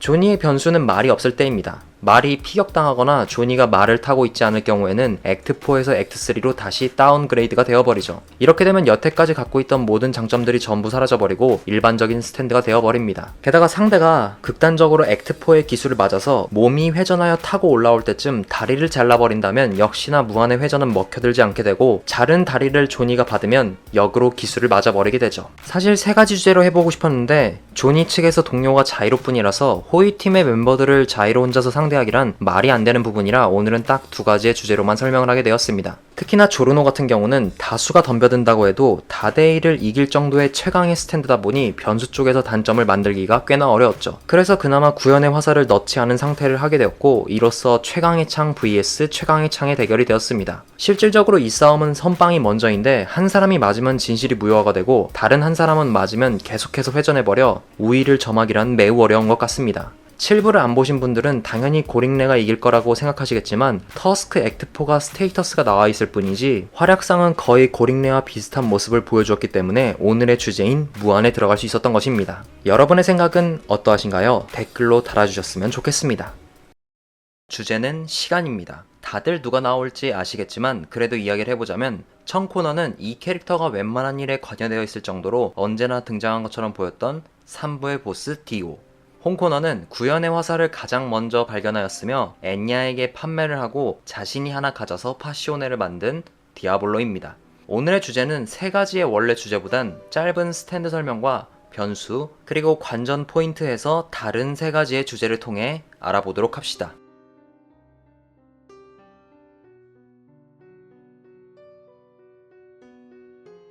먼저 디오의 스펙은 일단 육체가 흡혈귀입니다. 인간의 힘을 초월해버렸죠. 게다가 구현의 화살로 인해 스탠드인 더월드를 보유하게 됨으로써 시간정지라는 사기적인 기술을 쓰게 됩니다. 이후 게임 아이즈 오브 헤븐에 나온 더월드 오버 헤븐으로 진화를 하지만 오늘은 애니에서 나왔던 더월드까지만의 스펙을 가지고 이야기를 하는 것입니다. 어쨌든 시간정지의 기술은 최대 9초이며 만약 디오가 조타로에게 당하지 않았더라면 시간정지의 시간은 계속적으로 늘어났을 가능성이 높습니다. 스탠드가 근접 파워의 형태다 보니 비슷한 스펙을 지닌 스탠드를 제외하고는 무쌍을 찍을 수 있는 스펙을 가지고 있죠.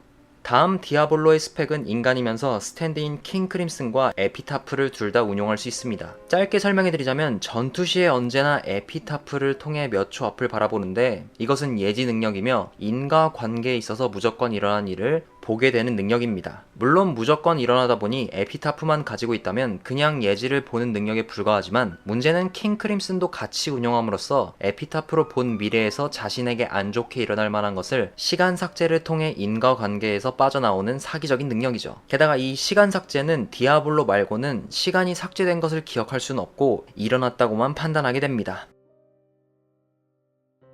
더월드의 단점으로는 스스로가 시간을 정지하는 것에 타이밍을 맞춰야 합니다. 즉 상대를 공격할 타이밍이나 상대가 공격하는 타이밍을 제외한다는 소리죠. 하지만 상대가 킹 크림슨인 만큼 에피타프를 통해 미리 보기를 할 수 있으며 이 미리 보는 과정 속에서 언제 더월드를 써야만 시간 정지가 제대로 먹히는지 주요 관건입니다. 더월드에게 시간 정지는 단순히 유틸성이 뛰어난 기술일 뿐 시간 정지를 한다고 해서 더월드가 더욱더 강해지는 것은 아닙니다.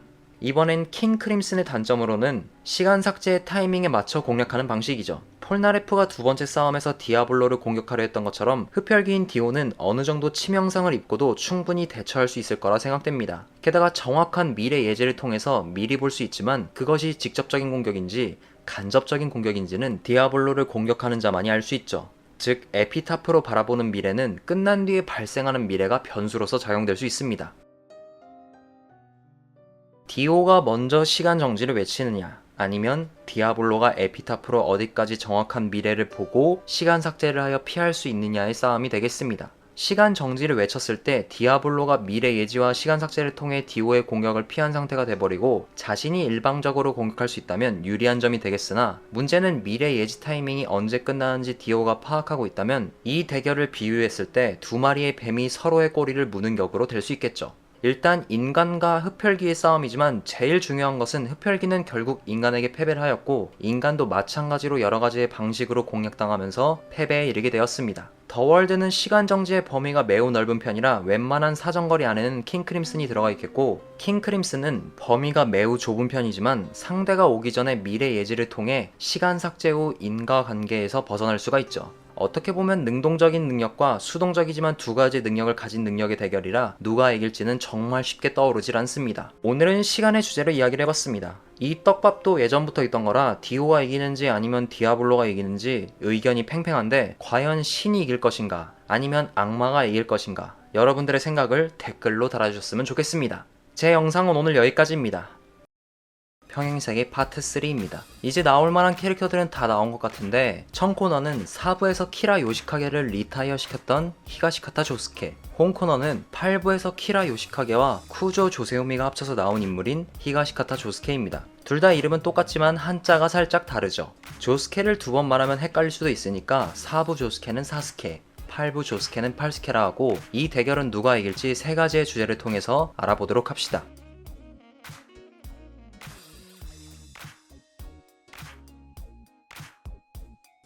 먼저 사스케의 스탠드인 크레이지 다이아몬드는 힐러 편에서도 말씀드렸지만 이해하셨죠? 다음 8스케의 스탠드인 소프트 앤 웨트는 날린 비눗방울을 사용하여 신체와 주변에 접촉하는 물리적인 것들의 성분을 빼앗을 수가 있습니다. 마찰력, 열, 소리, 냄새 등등이 있죠. 성장성이 A인 만큼 스토리가 진행됨에 따라 점점 빼앗을 수 있는 것들이 많아지고 있습니다. 파괴력과 스피드가 다른 주인공들의 스탠드보다 낮은 편에 속하지만 작중에서는 계속 성장하고 있는지 스피드와 파괴력도 올라간 것처럼 보입니다. 원래 스탠드 주인은 쿠조 조세움이었으나 키라 요시카게와 퓨전을 해서 스탠드도 융합하여 만들어진 소프트 웨트죠. 그래서 능력도 두 가지의 능력을 비슷하게 쓸 수 있다는 것이 특징입니다. 사스케의 변수는 지난번에도 말씀드렸던 대로 자체 회복이 불가능하다는 점입니다. 만약 자일까지 가능했다면 사기적인 스탠드가 되었을지도 모르는데 치료하는 속도가 우리가 흔히 알고 있는 범주를 벗어나는 속도이기 때문에 치료를 받는 사람이 승천하기 전에는 원래의 상태로 돌릴 수가 있죠. 그렇지만 조스케가 치명상을 입어 리타이어가 된다면 비유했을 때 용의 구슬에서 나왔던 것처럼 피콜로가 죽어서 선두를 만들지 못하는 격이라고 할까요?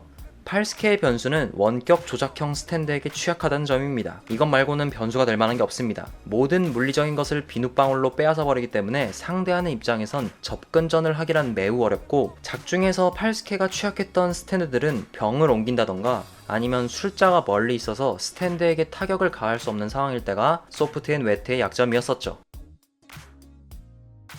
사스케의 동료로는 나루토, 지난번엔 오쿠야스를 썼지만 이번에는 키시베로완, 8스케의 동료로는 히가시카타 조슈입니다. 먼저 첫 번째 팀은 둘 다 접근을 해야 하지만 상대와 한 번이라도 접촉을 하게 된다면 바로 리타이어 시킬 수 있는 특수한 스탠드 헤븐즈 도어가 있습니다.